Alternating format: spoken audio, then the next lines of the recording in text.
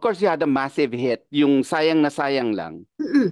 na hanggang ngayon, it's so weird. Kasi pag nakikinig ako ng radyo, bigla siyang magkakaroon ng playtime.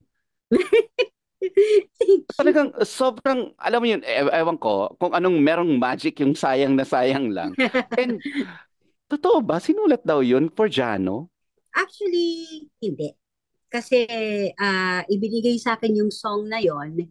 Ah, well, sa bagay, wala naman talagang explanation, di ba, ang Okto Mm. kung para kanino or ganun. Pero yung sumulat noon, si Mr. Benes Casa, nung ibinigay sa akin yun, wala ring pasabi. Basta ito na yung kanta.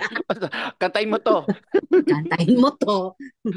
At dahil nga timing naman dun sa pagkakahiwalay nung love Mm, team, mm, mm. tumuwak ngayon yung kanta. So Mm. kaya kala nila kinanta mo Oo, yon for oo, Jano. para doon sa oo.